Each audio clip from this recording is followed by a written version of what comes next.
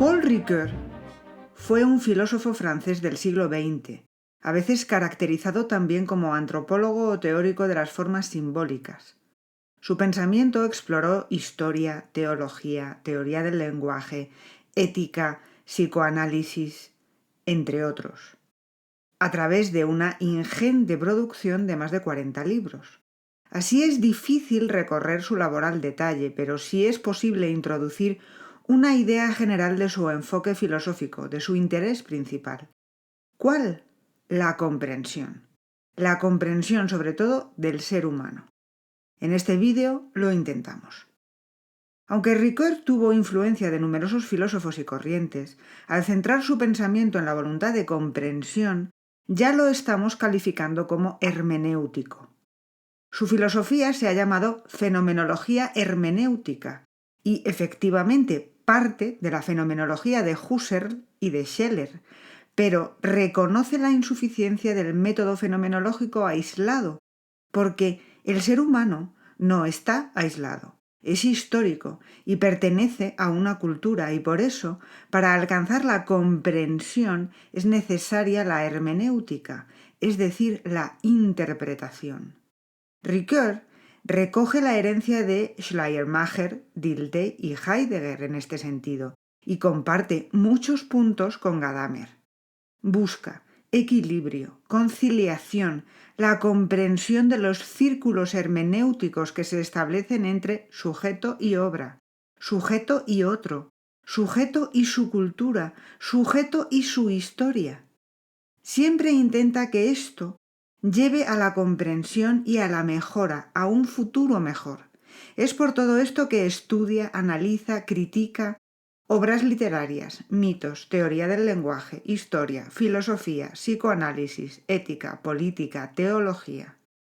Todo es para lo mismo, para ir más allá en la comprensión, avanzar en una fenomenología hermenéutica de nosotros mismos. Paul Ricoeur nace en una familia protestante y queda huérfano de padre y madre a muy temprana edad. Estudia filosofía, recibe las clases y la influencia del existencialista católico Gabriel Marcel y de Emmanuel Mounier. En 1939 obtiene una beca para Múnich y es hecho prisionero en junio de 1940. Consagrará sus años de cautiverio a traducir el primer tomo de Ideen de Edmund Husserl. Después de la guerra, comienza su carrera como profesor universitario en Estrasburgo, la Sorbona y Nanterre, donde es elegido decano en 1969 contra la opinión de los estudiantes. Su pensamiento va a contracorriente del espíritu de mayo del 68, a contracorriente de la filosofía francesa más en boga en el momento, con existencialistas, estructuralistas y postestructuralistas dominando el panorama y un movimiento antihumanista del que Ricoeur no puede formar parte, abandona Nanterre y empieza a repartir su tiempo entre Europa y Estados Unidos, donde da clases durante más de una década. Ricoeur parte de la fenomenología y del reconocimiento de que la reducción eidética no es suficiente en sí misma, o mejor, que no se puede hacer en aislamiento porque el ser humano no está aislado del mundo, sino inserto en él. Algo ya anticipado en los últimos trabajos del propio Husserl y sobre todo en Heidegger. El ser humano interpreta, pero a la vez es producto ya de una cultura, una tradición y un momento histórico. Así, no interpreta desde fuera, sino desde algo ya dado. Se establece así un círculo hermenéutico que permite un cierto distanciamiento del sujeto de sí mismo y así un autoconocimiento y también una corrección de la cultura y sociedad heredadas. El estudio de esto es lo que ocupa a Ricoeur y esto no puede ser una ruptura, sino una continuación de la historia de la filosofía. No puede ser antihumanista tampoco. La voluntad de Ricoeur es siempre la de encontrar un enfoque mediador, y su crítica a existencialistas, estructuralistas y postestructuralistas aparece cuando observa una actitud recalcitrantemente negativa ante el sujeto, la sociedad o la posibilidad de verdad. Su interés hermenéutico le lleva a buscar el hilo conductor y las conexiones entre escuelas de pensamiento sucesivas y cómo tratan los mismos problemas, cómo interpretan, cómo analizan, qué huecos dejan en sus análisis. Siempre intenta establecer un diálogo crítico con todos sus predecesores, con todos sus objetos de estudio. También su interés hermenéutico le lleva a la idea de que toda interpretación tiene dos caras, la positiva y la negativa. Encontrar las dos caras es fundamental porque es lo que puede ayudarnos hacia el futuro. Tiene que haber un momento de arqueología para que haya luego un momento de propuesta. Una crítica no se puede quedar en destrucción y cuestionamiento. La filosofía de Ricoeur se pregunta por el sentido del ser del hombre y es por naturaleza hermenéutica, ya que busca respuestas en toda una red de simbolismos culturales. Las respuestas, claro, no son estáticas. Todo en la hermenéutica es un diálogo con las fuentes, con la cultura, con el otro. Es un proceso inacabado que no se puede totalizar. Todo conduce a Ricoeur a aproximarse a los intereses de los estructuralistas. Pero es importante distinguirlo de estos porque su enfoque, que parte de la fenomenología, es radicalmente distinto al de ellos.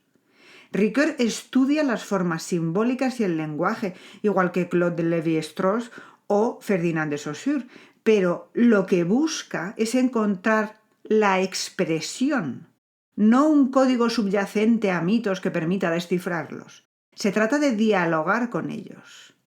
El símbolo da que pensar. Se trata de intentar comprenderlo para comprendernos también, como en un diálogo que permite reelaborar y trazar caminos nuevos. Es una mutua influencia que resulta necesaria para pensar también. Ricoeur se centra en la identidad como identidad narrativa y examina la relación entre lenguaje, imaginación y pensamiento. Se centra en el funcionamiento lingüístico de la imaginación en vez de en el visual. La capacidad del relato simbólico, el metafórico como mitos, poemas, historias o ideologías, de expresar algo que libera al lector porque le crea un espacio de posibilidad. Así, por ejemplo, en Metáfora Viva, estudia la metáfora partiendo de la poética y la retórica de Aristóteles y pasando por el estructuralismo de Saussure y Jacobson, para llegar a un enfoque hermenéutico más amplio sobre cómo funciona la metáfora y qué desata. La metáfora es el proceso retórico por el que el discurso libera el poder que tienen ciertas ficciones de redescribir la realidad. Al unir así ficción y redescripción, restituimos su plenitud de sentido al descubrimiento de Aristóteles en la poética. La poiesis del lenguaje procede de la conexión entre mitos y mímesis.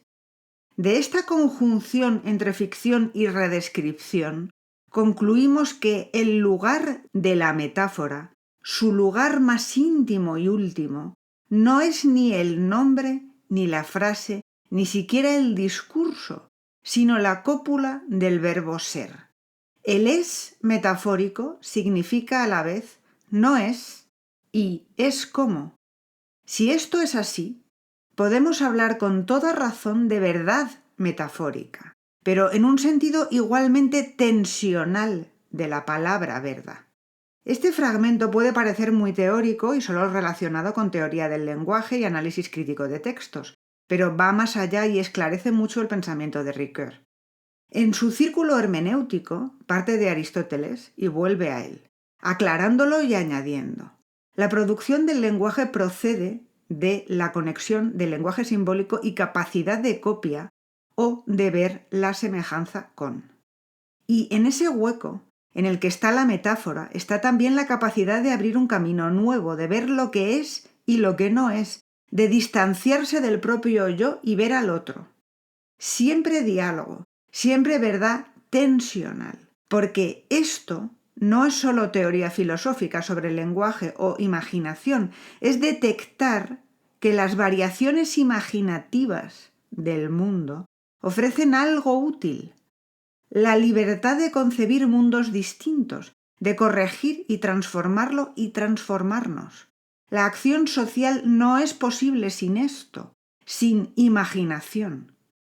Ricoeur busca que apreciemos y establezcamos relaciones dialécticas, o sea, dialogadas, y siempre en proceso inacabado, con la tradición, con la historia. El mito es un mediador, es un recuerdo que reinterpreta hechos y transmite valores. El mito, que es fundador de comunidades culturales, no es algo inocente, sirve para dominar o para liberar. Se trata de poder realizar un análisis de discriminación crítica que permita comprender y distanciarse también. El mito permite comprender mejor la tradición que una lista de hechos. Y la relación entre el análisis crítico racional y el mito permite un ejercicio de imaginación, permite imaginarnos como otros. Esta relación entre imaginación y razón reaparece también en el análisis de Ricoeur de la doble cara de ideología y utopía. Desde Marx estamos acostumbrados a entender ideología como falsa conciencia. Efectivamente, la ideología puede ser alienante, pero en una muestra de su enfoque hermenéutico y de su afán por buscar lados positivos además de los negativos, Ricoeur la analiza como otra muestra del imaginario social. Y el imaginario social es no solo necesario para el cambio social, es el horizonte de nuestra comprensión. Ricoeur trata la ideología como una discordancia entre pasado y futuro, entre memoria y proyección, nada más y nada menos. La muerte de las ideologías no puede así ser buena, pues lo único que implicaría sería una sociedad sin proyecto. Si la relación entre pasado y futuro, o entre la historia y el ideal, en una sociedad se convierte en algo demasiado rígido, la ideología pasa a ser efectivamente una forma de alienación, pues revierte en un conservadurismo estéril o en una forma de evasión que niega la realidad, y es así como la ideología impide la acción. Pero esto es el extremo, es una situación en la que la posibilidad de imaginación se ve bloqueada, porque si no, la ideología tiene su cara positiva, que es la utopía. Volvemos al círculo hermenéutico. La capacidad hermenéutica crítica permite una dialéctica entre razón e imaginación, pero en el círculo primero se reconoce que se pertenece a algo, de partida, que la interpretación de la que somos capaces parte de una historia determinada que nos aporta una precomprensión, en el sentido de que es previa a nuestra capacidad de distanciamiento crítico. La distancia con nuestra historia y con nosotros mismos permite la imaginación y la comprensión de otros y de otras posibilidades, aunque nunca puede ser un distanciamiento total. La pertenencia a la tradición de partida no se rompe, y tampoco sería esto bueno. En Ricoeur es el equilibrio lo que permite mantener la relación dialéctica entre positivos y negativos y avanzar. Ricoeur siempre mantiene la voluntad de transformar y la posibilidad de encontrar el positivo a través del análisis hermenéutico. Su pensamiento, desde sus inicios, tiene un trasfondo religioso y se interesa por la teología. Esto fue especialmente visible en su interés por el problema del mal. La libertad, el error, la falta, la culpa, el pecado, los mitos relacionados con el problema del mal fueron objeto de su análisis, pero existe una posibilidad de hermenéutica del mal, una comprensión hermenéutica del mal en sentido práctico, concreto. Ricoeur nos dice que el mal siempre implica elementos de alteridad traumatizante, el horror, la violencia, la catástrofe, la enfermedad. Pero precisamente por eso hay que pasar de la lamentación pasiva a la protesta activa. Y en este sentido, analiza el valor del testimonio. El testimonio es aquello que permite escapar a la alienación del mal, permite escapar a la condición de víctima, pero no solo es útil en sentido individual, sino social. Cuanto más acceso a testimonios, a memoria histórica hay, más comprendemos, y si comprendemos más, Podemos explicar y prevenir. De nuevo, el poder de las palabras, de las historias, de la metáfora, de la innovación semántica, para permitir imaginarse en el lugar del otro, modificar nuestra propia identidad, superar traumas, evitar enfrentamientos nuevos y generar transformación social. Explicar más es comprender mejor. Es una frase célebre de Ricoeur, inicialmente dedicada a la hermenéutica textual, pero su avance hacia la identidad como identidad narrativa y la relación entre relato y autoidentidad permite aplicarla a su análisis del ser humano. El ser humano cuenta, interpreta y reinterpreta, y su imaginación viva es lo que le permite modificarse, ser dinámico y crear sociedades dinámicas y éticamente responsables en un proceso constante de autocorrección.